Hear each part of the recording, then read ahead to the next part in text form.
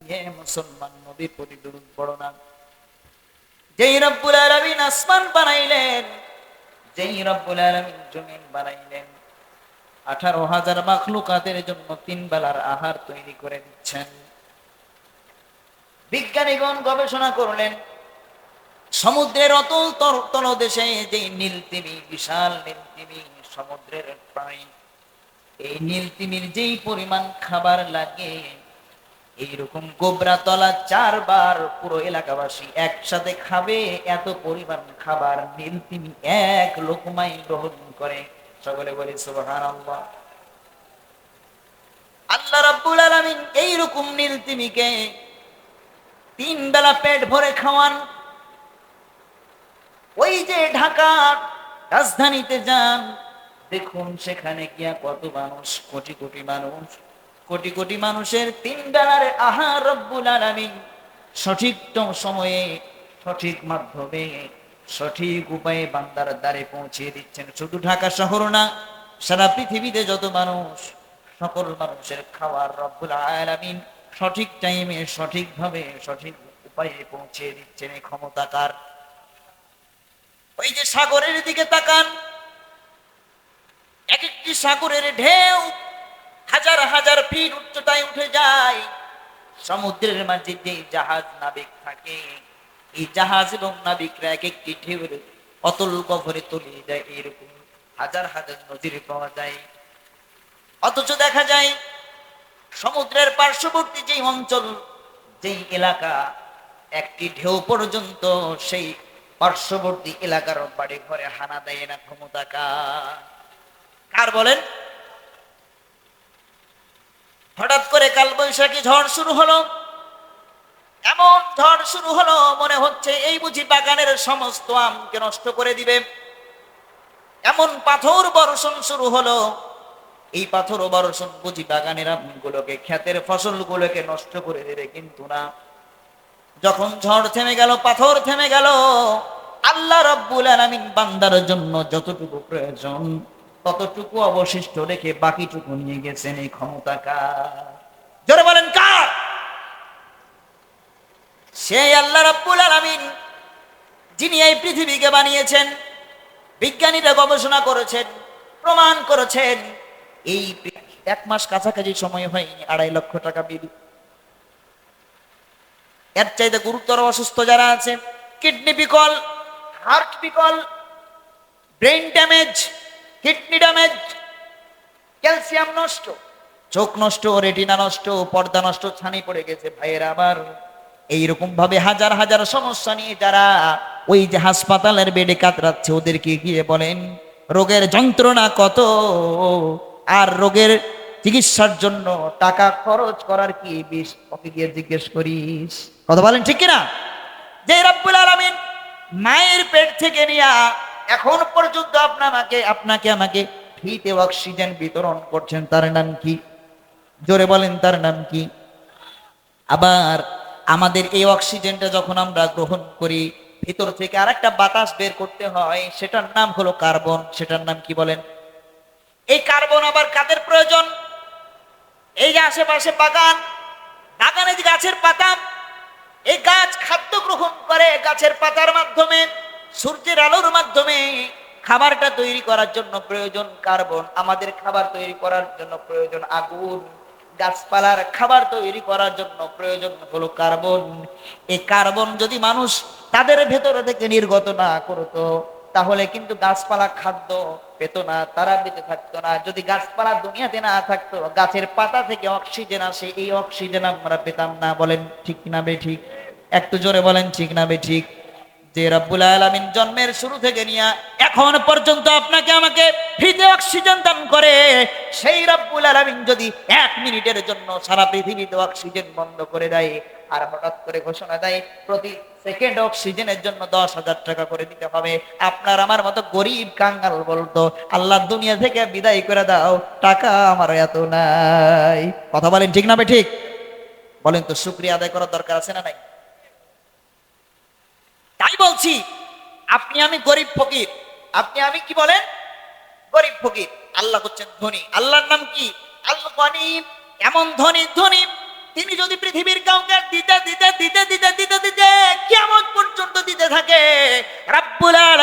সেই দেওয়ার ভান্ডার থেকে চুল পরিমাণ কমে যাবে নাকি বলেন? উদাহরণ কি, এই যে একটা পেপার, এই পেপার যদি আপনি ফটোকপির দোকানে নিয়ে যান, এই ফটোকপি যদি আপনি মেশিনে বসানোর পরে এক বান্ডিল কাগজ রেডি করে কিয়ামত পর্যন্ত ফটোকপি করতে থাকেন আর কালি ভরতে থাকেন, বলেন তো এই লেখার কোনো ক্ষতি হবে নাকি? জোরে বলেন, কোনো ক্ষতি হবে নাকি? সেটাই হচ্ছে রব্বুল আলামিন যখন কোনো বান্দাকে দিতে শুরু করেন, সেই বান্দাকে দিতে দিতে দিতে দিতে বান্দা নিতে নিতে ক্লান্ত হয়ে যায়। ব্যবসা করার টাইম পাই না, বাণিজ্য করার টাইম পাই না, খাবার খাওয়ার সময় পাই না, ইনকাম ইনকাম ইনকাম।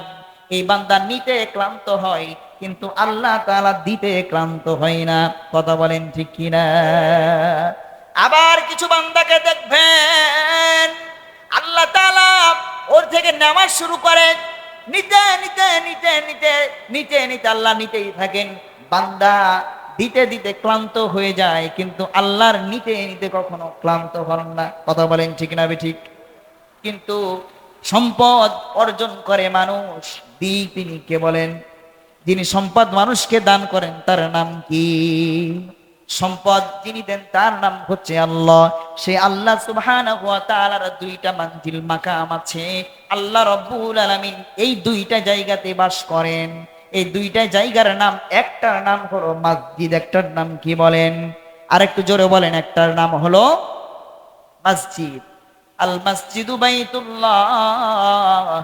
যদি কোনো বান্দা গভীর রজনীতে ঘুম থেকে উঠে যায়, উত্তম রূপে ওযু করে, বিবি বাচ্চা ঘুমায়, পাড়া প্রতিবেশী ঘুমায়, বন্ধু বান্ধব ঘুমায়, কাক পক্ষী ঘুমিয়ে থাকে, রাস্তার কুকুর ভেড়া ঘুমিয়ে থাকে, এই বান্দা যখন গভীর রজনীতে উঠে ওই মসজিদে যায়, মসজিদে গিয়ে যখন 2 রাকাত নামাজ পড়ার পরে 2খানা হাত তুলে দেয় আর কান্নাকাটি শুরু করে, পৃথিবীর কোনো মানুষ কান্নার আওয়াজ শুনে না। শুনে একজন, তিনি কে? চিল্লা বলেন, তিনি কে? আল্লাহ সুবহানাহু ওয়া তাআলা ওই মসজিদে বাস করেন। আর মসজিদে যিনি বাস করেন, সেই মসজিদকে যারা ভালোবাসে তিনি তাদের অন্তরে বাস করেন।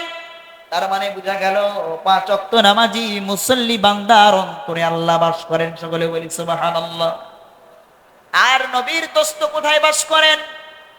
নবীর দোস্ত মুহাম্মদুর রাসূলুল্লাহ সাল্লাল্লাহু আলাইহি ওয়াসাল্লাম যেখানে বাস করেন, সেই জায়গাটার নাম হলো আল মাদ্রাসা।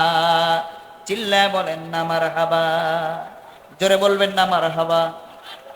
ভাইরা আমার, মাদ্রাসাতে কিভাবে নবী বাস করে? আপনারা জানেন বাইতুল আরকাম নামে একটা প্রতিষ্ঠান ছিল। সেই প্রতিষ্ঠান এমন একটি সময়ে তৈরি করা হয়েছিল যখন মুসলমানদের জন্য জ্ঞান অর্জন করতে অনেক নিষেধাজ্ঞা। আজকে চীনের দিকে যদি তাকাই, আপনারা খোঁজ খবর লাগান, ওই চীন দেশ যাদেরকে বাংলাদেশের জনগণ বড় কিছু মনে করে, অনেক বড় ইঞ্জিনিয়ারের দেশ, অনেক বড় টেকনিশিয়ানদের দেশ, প্রযুক্তির দেশ মনে করে, সেই চীনে মুসলিম বাসিন্দারা আছেন। সেই মুসলিম বাসিন্দাদের অবস্থা আপনারা জানেন নাকি? সেখানে কোরআন পড়া নিষিদ্ধ, সেখানে ওয়াজ করা নিষিদ্ধ, সম্মিলিতভাবে নামাজ পড়া নিষিদ্ধ। তাদের অনুমতি ব্যতি রেখে, চীন প্রশাসনের অনুমতি ব্যতি রেখে মুসলমানরা সঙ্গম সহবাস পর্যন্ত করতে পারবে না। তার মানে বোঝা গেল মুসলমানদের জন্ম নিয়ন্ত্রণ পর্যন্ত ওরা করেছে।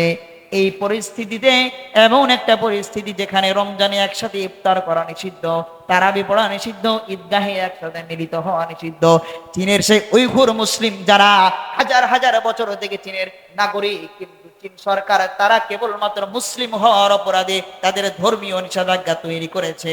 আল্লাহর কসম করে বলি, সারা বিশ্বের মুসলমান যদি চুপ থাকে, কিয়ামতের দিন আল্লাহ সুবহানাহু ওয়া তাআলা এই সারা বিশ্বের মুসলিমদের একটা কাঠগড়াতে দাঁড় করাবে আর বলবে, এরে মুসলমান, তোরা ঈদের দিন একসাথে নামাজ পড়েছিস, রোজার সময় একসাথে ইফতারি করেছিস, জুমার দিন একসাথে নামাজ পড়েছিস, কিন্তু ওই যে চীনের উইঘুরের বান্দারা যারা নামাজ পড়ার সুযোগ পায়নি, রোজা করার সুযোগ পায়নি, ঈদগাহে যাওয়ার সুযোগ পায়নি, জুমা পড়ার সুযোগ পায়নি, আমার এই বান্দাদের জন্য তোরা কি করেছিস? আমার এই বান্দাদের জন্য তোরা কতটুকু নিজের সম্পদ ব্যয় করেছিস, কতটুকু চিন্তা ব্যয় করেছিস? আজকে এখানে এমন নাগরিক পর্যন্ত আছে ফিলিস্তিনের এই খবরটা আজ পর্যন্ত তারা জানতো না। কথা বলেন ঠিক না বেঠিক? একটু জোরে বলেন ঠিক না বেঠিক? ভাইরা আমার, আমি মূল আলোচনায় এখন প্রবেশ করব। মূল আলোচনা হলো আমাদের অস্তিত্ব কি, এটা আমাদেরকে বুঝতে হবে। যদি বলি আমাদের অস্তিত্ব নির্দিষ্ট কোনো দল, কোনো সংগঠন, যদি আমরা মনে করি আমাদের অস্তিত্ব কোনো একটা ব্যক্তি, কোনো একটা গোষ্ঠী, তাহলে ভুল। আমাদের অস্তিত্ব হলো কোরআন এবং সুন্নাত। আমাদের অস্তিত্ব কি বলেন? একটু জোরে বলতে হবে, কোরআন এবং সুন্নাত। আপনারা এই আলোচনার সময়টুকু অ্যাক্টিভ থাকবেন। আপনারা এমন ভাবে আলোচনাগুলো শুনবেন যেন মনে করছেন আল্লাহ সুবহানাহু ওয়া তাআলা আজকে আমাদের জন্য বিশেষ কিছু আলোচনা আমাদের জন্য পাঠিয়েছেন, যেটি শোনা আমাদের জন্য অতি জরুরি। পারবেন ইনশাআল্লাহ? ইন্ডিয়াতে এই সময়ে এমন কিছু ঘটনা ঘটে যাচ্ছে, যেই ঘটনা আমাদেরকে কিয়ামতের দিকে খুব দ্রুত নিয়ে যাচ্ছে। এক নম্বর ঘটনা হলো মুসলিমদের মসজিদ, মাদ্রাসা, গোরস্থান, এই তিনটা জায়গা মুসলিমদের মেইন জায়গা না? এই তিনটা জায়গা ইন্ডিয়ান সরকার, মোদী সরকার জবরদখল করেছে। তথা ওয়াকফর যে সম্পদ, ওয়াকফকৃত যে সম্পদগুলো থাকে, ওয়াকফকৃত সম্পদগুলো এতদিন পর্যন্ত মুসলিমদের আন্ডারে ছিল, মুসলিমরা তাদের মতো এটাকে পরিচালনা করত। এখন বলেন তো, যদি কালকে হঠাৎ করে বাংলাদেশ সরকার ঘোষণা দেয় যে গোবরাতলা কেন্দ্রীয় গোরস্থান অথবা গোবরাতলা কেন্দ্রীয় জামে মসজিদের কমিটিতে 5 জন হিন্দুকে রাখতে হবে, ব্যাপারটা কেমন দেখে? মেনে নিতে পারবেন? পারবেন না? কি করবেন? প্রতিবাদ করবেন না? আর এটা কি হওয়া বাংলাদেশের সম্ভব? কিন্তু ইন্ডিয়াতে এটাই হয়েছে। ওখানে বলা হলো এই গোরস্থান, এই মসজিদ, এই মাদ্রাসা, এগুলোতে তোমাদের যে ওয়াকফের কমিটি আছে, কমিটির মধ্যে অবশ্যই হিন্দুদের মধ্যে থেকে 2 থেকে 3 জন, 4 জন, 5 জন তোমাদেরকে হিন্দুদের সদস্যদের এন্ট্রি করাতে হবে। এরপরে বলা হলো হঠাৎ করে কোন মসজিদ কেউ একজন দাবি করে বসলো এই মসজিদের নিচে আমাদের মন্দির ছিল, মন্দির ভেঙে মসজিদ বানানো হয়েছে। একে একে মসজিদগুলোকে গুড়িয়ে দিতে শুরু করলো। আজ পর্যন্ত হিসাব দেখা যায় 1200-এরও বেশি মসজিদ ইন্ডিয়ায় নষ্ট করা হয়েছে, ধ্বংস করা হয়েছে। ভাইরা আমার, হাদিসের ভাষায় বলা হয় মসজিদ হলো পৃথিবীর সবচাইতে নিরাপত্তার জায়গা, কিন্তু আজকে ইন্ডিয়ার বুকে মসজিদগুলোকে ভেঙে চুরমার করে দেওয়া হচ্ছে। চীনের উইঘুর মুসলমানদের মসজিদ বানানোয় নিষেধাজ্ঞা দেওয়া হয়েছে। পৃথিবীর প্রান্তে প্রান্তে তাকান, আরাকানের দিকে তাকান, 10 লাখ রোহিঙ্গা বাংলাদেশ সরকার অ্যাডপ্ট করেছে, গ্রহণ করেছে। কারণ 10 লাখ রোহিঙ্গাকে বাংলাদেশ যদি আশ্রয় না দিত, সমুদ্রে ডুবে মরতো। ওই রোহিঙ্গা জনগোষ্ঠীর যে আঞ্চলিক সরকার, রাখাইন রাজ্যের প্রশাসন তাদেরকে গুলি করে হত্যা করত। এত কিছু হওয়ার পিছনে একটা মূল বিষয় আমাদের দায়ী, সেটা হলো আমাদের অস্তিত্বকে আমরা আঁকড়ে ধরতে পারিনি। আমাদের অস্তিত্ব হলো কোরআন এবং সুন্নাত। আজকে মুসলমান কোরআনকে, হাদিসকে এতখানি অবজ্ঞা করে, এতখানি দূরে ঠেলে দিয়েছে। কোন কোন মুসলমান যে 10 বছরে একবার কোরআন পড়েনি, কথা বলেন ঠিক কিনা? যে মুসলমান 10 বছরে একবার কোরআন না পড়ে, এই বান্দার অন্তরে আল্লাহ থাকবে নাকি শয়তান থাকবে? বলেন, শয়তান থাকবে না আল্লাহ থাকবে? এই শয়তান তার অন্তরে বাসা বেঁধেছে, ফলে সে শয়তানের পথে পরিচালিত হয়। এই জন্যে বাংলাদেশের সংকটে, বাংলাদেশের সমস্যায় যখন মানুষ কোরআন ছেড়ে দলীয় কোনো ব্যক্তি, দলীয় কোনো নির্দিষ্ট নেতা, নির্দিষ্ট গোষ্ঠীর দিকে ধাবিত হয়, সমস্যাগুলো আসলে নিরসন হয় না, সমস্যা আরো বড় হয়। কথা বলেন ঠিক কিনা? আমি কোনো রাজনৈতিক বক্তব্য রাখবো না, তবে কিছু উদাহরণ নিয়ে আসা জরুরি। বলেন তো, এক সরকার চলে গেছে বাংলাদেশ থেকে, আরেকটা সরকার বর্তমানে আছে। যেই সমস্যার কারণে সেই সরকার বিতাড়িত হয়েছে, সমস্যার সমাধান হয়েছে? একটা আওয়াজ দিবেন, সমস্যার সমাধান হয়েছে? সমাধান হয়েছে। পৃথিবীর কোন সরকার, পৃথিবীর কোন প্রধান এসে এই সমস্যা নিরসন করতে পারবে না। কোরআন কই, সমস্যার যদি নিরসন করতে চান তাহলে কোরআনের দিকে যেতে হবে। কিসের দিকে যেতে হবে বলেন? সমাধান চাও যদি জীবনে মরণে, বুঝে নাও ফিরে যাও, চোখ রাখো কোরআনে। সমাধান চাও যদি জীবনে মরণে, ফিরে যাও খুঁজে নাও চোখ রাখো কোরআনে, তবেই পাবে সুখ শান্তির ঠিকানা, তবেই পাবে সুখ শান্তির ঠিকানা, যদি মেনে নাও তুমি মনে প্রাণে সমাধান। কথা বলেন ঠিক কিনা? আজকে মানুষ কোরআন ছেড়ে দল ব্যক্তির পূজায় যখন থেকে নেমে গেল, মুসলিমদের মাঝে বিভক্তি শুরু হয়ে গেল, মুসলিমদের মাঝে ঐক্যের মধ্যে ফাটল ধরে গেল, দলে দলে বিভক্ত হয়ে গেল। এই দলে দলে বিভক্ত হওয়ার কারণে মুসলিমরা আজকে নিজস্ব কোনো স্টেবিলিটির উপর দাঁড়াতে পারছে না, ঐতিহ্যের উপর দাঁড়াতে পারছে না, শক্ত স্তম্ভের উপর দাঁড়াতে পারছে না, সমস্যার সমাধান হচ্ছে না, সমস্যা দিনে দিনে বাড়তে আছে। কথা বলেন ঠিক কিনা? ভাইয়েরা আমার, এই জন্য আপনাদের আল্লাহ তাআলা বিশেষ একটা রহমত দিয়েছেন। রহমতের জায়গা হলো মসজিদ, দ্বিতীয় নম্বর রহমতের জায়গা হলো মাদ্রাসা। বলেন তো মাদ্রাসা কিভাবে রহমত তৈরি করতে পারে? আমাদের প্রভু এক, এক নবীর উম্মত, জীবন বিধান এক, ওই শিবানী কোরআন। তবে কেন এক নও হে মুসলমান, এক হও, এক হও করিয়া আহ্বান। লিল্লাহি তাকবীর, লিল্লাহি তাকবীর। দলের শেষ নাই, মতের শেষ নাই, কিন্তু যখন জোহরের আজান হয়ে গেল, ওই দিকে এক দলের মিছিল, ওই দিকে আর এক দলের মিছিল, ওই দিকে আর এক দলের মিছিল, কিন্তু মুয়াজ্জিন যখন আজান দিলেন, হাইয়া আলাস সালাম, হাইয়া আলাল ফালাহ, নামাজের দিকে আসো, কল্যাণের দিকে আসো, সব দলের সকল লোকেরা দলের মায়া ভুলে, ব্যক্তির মায়া ভুলে যখন এক কাতারে দাঁড়িয়ে গেল, কে কুল দলের লোক এইটা কিন্তু চিনার উপায় নাই। কথা বলেন ঠিক কিনা?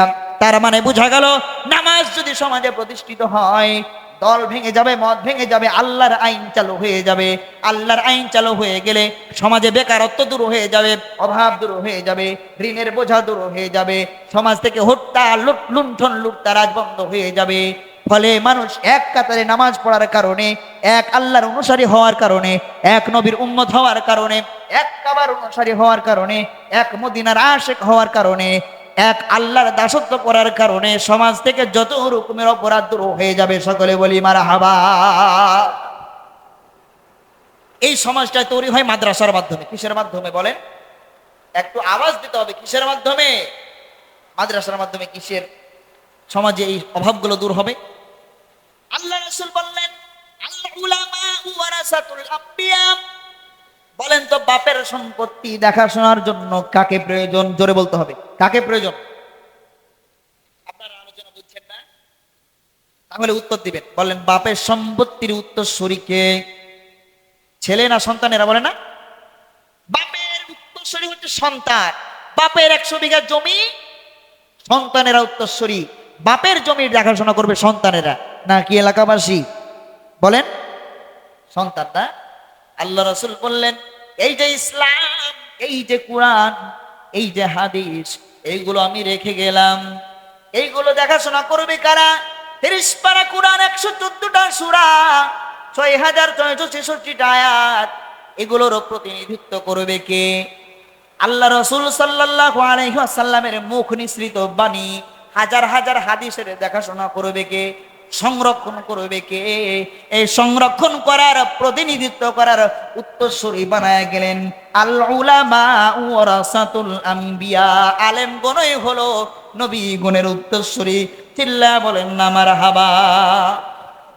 হতে পারে ওই আলেমের বেতন কম, কারণ কমিটি বেতন বাড়ায় না। কথা বলেন ঠিক কিনা? হতে পারে আলেমের সম্পদ কম, হতে পারে আলেমের প্রতিপত্তি কম, ক্ষমতা কম, কিন্তু আলেমকে আল্লাহ তাআলা এত মর্যাদা দিয়েছেন। হক্কানি আলেম, মাদ্রাসার তলাবুল ইলম যখন রাস্তা দিয়ে হাঁটে, ফেরেশতারা নূরের পালক তাদের জন্য বিছিয়ে দেয়। সকলে বলি মারহাবা। মা গো তোমার একটি ছেলে মাদ্রাসাতে দিও, মা গো তোমার একটি ছেলে মাদ্রাসাতে দিও, এই দুনিয়ার বুকে তুমি জান্নাতে কিনে নিও। সকলে বলি মারহাবা। জান্নাত মানে হলো শান্তি, শান্তির বাগান। যদি কোনো ছেলে মাদ্রাসায় ভর্তি হয়, এই মাদ্রাসায় পড়া ছেলে নেশাখোর হয় না, গাঁজাখোর হয় না, ইয়াবাখোর হয় না, সুদখোর হয় না, ব্যভিচারী হয় না, হত্যাকারী হয় না, লুণ্ঠনকারী হয় না, এই সন্তান তাকওয়াবান পরহেজগার হয়, এই সন্তান আল্লাহওয়ালা হয়, এই সন্তান নবীওয়ালা হয়, এই সন্তান ইসলামওয়ালা হয়। যেই সন্তান ইসলামওয়ালা হয় সেই সন্তান বাবা মার জন্য কলিজার টুকরা জান্নাত হয়ে যায়। বাবা মার খেদমত করে, বাবা মার দেখাশোনা করে, বাবা মাকে দূরে ঠেলে দেয় না। এই জন্য কবি কিন্তু ঠিকই বলেছেন, মা গো তোমার একটি ছেলে মাদ্রাসাতে দিও, এই দুনিয়ার বুকে তুমি জান্নাত কিনে নিও। চিল্লা বলেন না মারহাবা।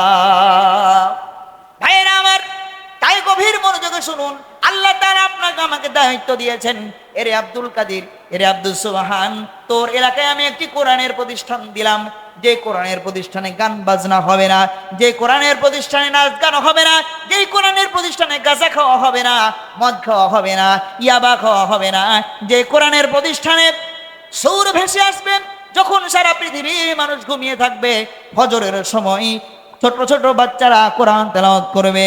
আর রহমান আল্লামাল কুরআন খলাকাল ইনসানা আল্লামাহুল বায়ান। চিল্লা বলেন না মারহাবা। হাদিসের মাঝে পাওয়া যায়, যদি কোনো এলাকায়, যদি কোনো অঞ্চলে কোরআনুল কারীমের তেলাওয়াত জারি থাকে, কোরআনুল কারীম তেলাওয়াত সেই অঞ্চলে হওয়ার কারণে তেলাওয়াতকারীর সওয়াবের সাথে সাথে পুরো এলাকাবাসীর উপরে আসমানি রহমত নাজিল হতে থাকে, আসমানি সিকিউরিটি নাজিল হতে থাকে, আসমানি প্রতিপত্তি নাজিল হতে থাকে। সকলে বলি মারহাবা। এরা আবার এই জন্য নবী বললেন, আল উলামা ওয়ারাসাতুল আম্বিয়া, আলেমগণ হলো নবীগণের ওয়ারিস। কোরআনের দেখাশোনা করবে কারা? আলেমগণ। হাদিসের দেখাশোনা করবে কারা? জোরে বলেন কারা? আপনারা কি ক্লান্ত নাকি হুজুরের উপর রাগ করছেন? হুজুর আপনি যে কথা কয়, এই যে একটা ঘটনা মনে পড়ে গেল। আমাদের এক মাওলানা আমিল আলিয়া মাদ্রাসার, উনি প্রাক্তন প্রভাষক, উনি একটা দিয়ার অঞ্চলে, মানে খুব বন দিয়ারে ওয়াজ করতে গেছে। ওয়াজ করতে গিয়ে এরকম ভাবে ওয়াজ করতে করতে হঠাৎ করে বলছে, সকলে বলেন সুবহানাল্লাহ। সবাই চুপ করে আছে। একজন মুরব্বী দাঁড়িয়ে উঠে বলছে, তোমাকে টাকা দিয়ে এসেছি, তুমি কহো। বলছে, তোমাকে টাকা দিয়ে এসেছি, কি করো তুমি কহো। আপনারা কি হুজুরের উপর রাগ করছেন নাকি? তাহলে বলেন তো, কোরআন হাদিসের দেখাশোনা করবে কারা? বলেন আলেমগণ। কারা? এই আলেমগণ তৈরি হবে কোথা থেকে? মাদ্রাসা থেকে নাকি প্রাইমারি স্কুল থেকে? মাদ্রাসা থেকে। আচ্ছা বলেন তো, এখন যে আগামীতে পরিস্থিতি সারা বিশ্বের মুসলিমদের উপরে একটা ভয়াবহ নির্যাতন আসতে যাচ্ছে এই এশিয়া উপমহাদেশে। আপনারা জানেন, পার্শ্ববর্তী রাষ্ট্র ভারতে কেবলমাত্র গরুর গোস্ত বহন করার কারণে যুবককে পিটিয়ে হত্যা করা হয়েছে। সকলে বলি না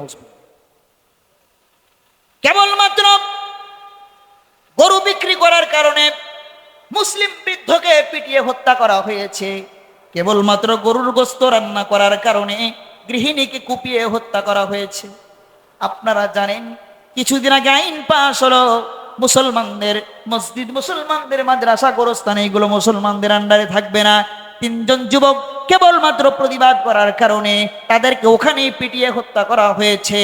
সারা বিশ্বের মুসলিমদের উপরে যেমন হত্যা নির্যাতন হয়েছে, আরব রাষ্ট্রগুলোতে মুসলমানদের উপরে ব্যাপক নির্যাতন। আপনারা জানেন, দূরের ফিলিস্তিন, ওই ফিলিস্তিনে মুসলমানেরা নিজ ভূখণ্ডে থাকতে পারলো না, জায়গা জমি সাই সম্পত্তি ছেড়ে চলে যেতে হলো।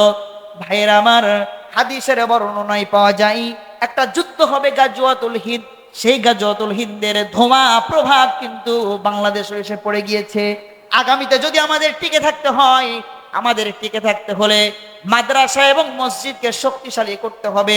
উম্মতের জন্য শক্তিশালী ঘাঁটি হলো মসজিদ এবং মাদ্রাসা। আমি বলতে চাই, এই এলাকায় মাদ্রাসা হয়েছে, আপনারা খুশি না বেজার? জোরে বলেন খুশি না বেজার? একটা ঘটনা ছোট্ট করে দিয়েই এই খুশি হওয়ার প্রমাণটা আপনাদের কাছ থেকে আদায় করব। সম্রাট শাহজাহান, নাম বলেন, সম্রাট শাহজাহান। বিশাল একটা মসজিদ তৈরির কাজ চলছে, হাজার হাজার মিস্ত্রি, হাজার হাজার কন্ট্রাক্টর মসজিদের দেখাশোনা করছেন। মসজিদের কাজ প্রায় শেষের দিকে, কেবলমাত্র রং করা বাকি আছে, চুন মাখানো বাকি আছে। একজন বৃদ্ধ এসে সম্রাট শাহজাহানকে বলে, বাদশাহ, আমি তোমার কাছে একটি আরজি নিয়ে এসেছি, খুব তোমার কাছে অনুরোধ নিয়ে এসেছি, তুমি যদি অনুমতি দাও আমি বলতে পারি। সম্রাট শাহজাহান বললেন, বুড়িমা, কি ব্যাপার, তোমার আবার কিসের আবদার হলো? আমার রাজ্যে তো অভাব অনটন আমি রাখি নাই, গরিব দুঃখী সবার বাড়িতে আমি খাবার পৌঁছে দিই, তোমার আবার কিসের আবদার? বুড়িমা বলে, বাদশাহ গো, আমি জানি তুমি এ মসজিদে কেবলমাত্র তোমার সম্পদ ব্যয় করেছ, দ্বিতীয় কারো সম্পদ এখানে তুমি ব্যবহার করনি। আমি জানি, এই কারণে আল্লাহ রাব্বুল আলামিন তোমাকে একটা বড় মর্যাদা দিবে জান্নাতে। আমি চাই এই বুড়িমার অনুরোধ গ্রহণ করে তুমি আমার কাছ থেকে এক কয়টা চুন উপহার নাও, তোমার রঙের চুনের মধ্যে আমার চুনটুকু মিশিয়ে দাও, যেন তুমি কিয়ামতের দিন আল্লাহর পক্ষ থেকে যেদিন জান্নাতের ঘোষণা পাবে, আমি বুড়িমা যেন তোমার সাথে তোমার জান্নাতে তোমার প্রাসাদে বসবাস করতে পারি। সুবহানাল্লাহ বলবেন না? বাদশা রাজি হলেন না। বুড়িমা, এটা অনুমতি নাই, আমি নিয়ত করেছি, আমার নিয়ত আমি ভাঙতে পারবো না, এই প্রতিষ্ঠান এই মসজিদ আমার টাকা দিয়ে আমি করে যাব, দ্বিতীয় কারো হাত লাগাতে আমি দেব। বুড়িমা কষ্ট নিয়ে বাড়ি চলে গেলেন। রাত হলো, অন্ধকার হলো, দুনিয়াবাসী যখন ঘুমিয়ে গেল, বুড়িমা রঙের সেই চুনের সেই ছোট্ট কৌটাটা হাতে নিয়ে আঁচলে গুজে গুটি গুটি পায়ে মসজিদের দিকে রওনা দিল। চুনের বালতি যেখানে রাখা আছে, বর্ণনার মধ্যে পাওয়া যায় ওই চুনের কৌটা থেকে চুনটুকু রঙের বালতির মধ্যে ঢেলে দিল। সকলে বলি মারহাবা। গুটি গুটি পায়ে বাড়িতে চলে আসলো। সেই রাত্রিতে বাদশা শাহজাহান, সম্রাট শাহজাহান, দিল্লির প্রধান, স্বপ্নে দেখলেন আল্লাহ সুবহানাহু ওয়া তাআলা তাকে জান্নাতের মধ্যে একটা বিশাল প্রাসাদ দান করেছেন। সকলে বলি মারহাবা। প্রাসাদের মধ্যে যখন ঢুকবেন, ফেরেশতারা অভ্যর্থনা জানালো, সালামুন আলাইকুম ইয়া শাহজাহান, তোমার জন্য এই পুরস্কার কি কারণে দেওয়া হয়েছে তুমি জানো নাকি?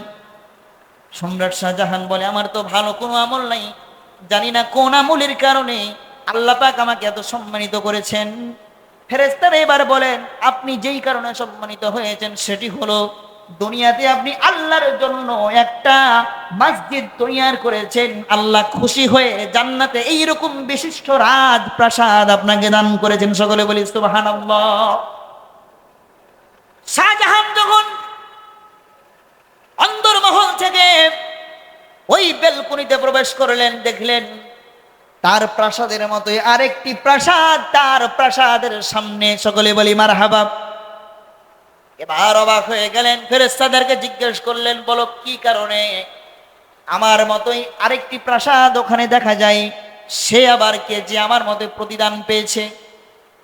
এবার ফেরেশতারা বলল, এই প্রতিদানকারী ব্যক্তি, প্রতিদান প্রাপ্ত ব্যক্তি আর কেউ না, এ হলো আপনার এলাকার অমুক গ্রামের অমুক শহরের বাসিন্দা একজন বুড়িমা। ঘুম ভেঙে গেল। ঘুম ভাঙার পরে গুটি গুটি পায়ে লস্কর নিয়ে ওই বুড়িমার বাড়িতে হাজির হলো। বুড়িমা তো ভয়ে অস্থির হয়ে গেল। গভীর রজনীতে চুরি করে রঙের বালতিতে রং ঢেলেছে, না জানি কোনো গোয়েন্দা দেখে নিয়েছে। বাদশাহ এবারে তাকে ফাঁসিতে চড়াবে। কি ভয় লাগবে না? পা ধরে বলল, বাদশাহ ভুল হয়ে গেছে। এবার বাদশাহ হাত দুইখানা ধরে বলে, মা, আপনারও কোনো ভুল নাই, আপনাকে আমি জান্নাতে আমি দেখেছি, আল্লাহ আপনার জন্য জান্নাতে একটা রাজপ্রাসাদ বানিয়েছেন। বলেন বুড়িমা, কি এমন ভালো আমল আপনি করেন যার কারণে আল্লাহ সুবহানাহু ওয়া তাআলা জান্নাতের মধ্যে এমন একটি প্রাসাদ আপনাকে দান করলো?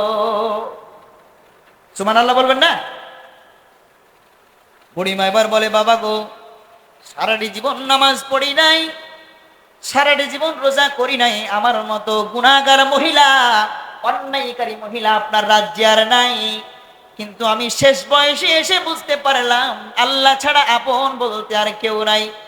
সন্তান ছিল দেখে না, মেয়ে ছিল দেখে না স্বামী দুনিয়া ছেড়ে চলে গেছে, বড় অসহায়।